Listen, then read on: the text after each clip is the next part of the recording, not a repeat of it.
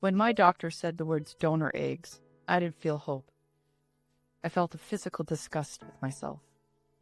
If you're sitting in that same dark, messy place right now, I want you to know I wasn't a warrior from day one. I was a wreck. I was certain my journey as a mother was over. But I'm going to tell you exactly how I got past the shame to the absolute success we have today, because you deserve to see your way out of those initial feelings if that's what you want. I sat in total silence for hours after that fateful bomb call of consider donor eggs, convinced the lab had made a mistake. That disbelief turned into a deep shame that my body could do the one thing I thought I was literally put on this earth for. Then came the intrusive thoughts. I had visions of my husband having a baby with a total stranger. I felt such resentment. I even judged the women who sell their eggs for money, and I was angry about all the money we've lost. And I blamed, of course, myself for every penny of it. I hit my hard no pretty darn fast. It went even deeper. I did fear the genetic ghost, the idea that I'd be raising a stranger's child, and I'd always be the outsider in my own home. I have to ask, have you ever felt that too? That fear of being the stranger in the room? I worried about the power imbalance, that because he had the DNA and I didn't, he would be more of a parent than me. And being over 45, I feared being the grandma at the playground. I assumed everybody would think it was selfish for me trying so late and that I was desperate. I stayed in those deep thoughts for a long time. In fact, almost 2.5 years. But eventually I had to stop looking at ghosts and start looking at the reality of how a baby is actually built. The turning point for me was understanding the actual complexities. I thought I was just buying a part.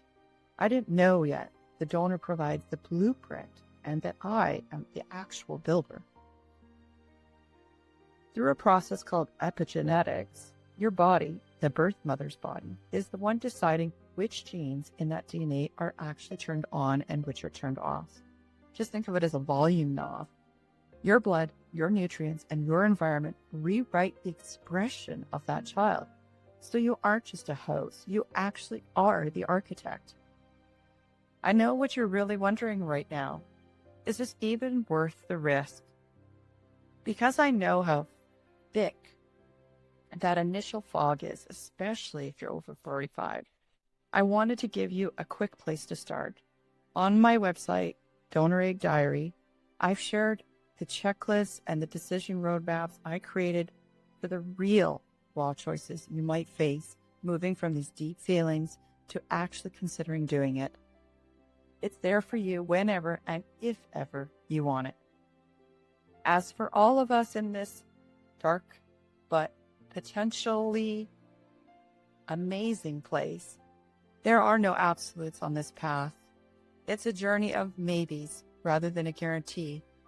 But I can tell you, we took the gamble. We walked through that fear fog, past the disgust, past so much else. And for us, it did end in complete success. We beat the odds. The journey to get here are all different. They are expensive. They are scary because of all the unknowns.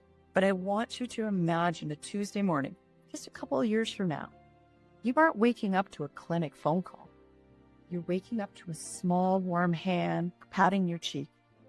You're smelling that sweet, impossible scent of a toddler's head as they curl up into your side. In that moment, you aren't thinking about donor DNA. You're thinking about how much they have your love. You're thinking about how they won't go to sleep with their favorite blankie. For us, the path is different. Our child is exactly who they were meant to be. And I want to share our journey. So here it is. We'll see you in the next episode.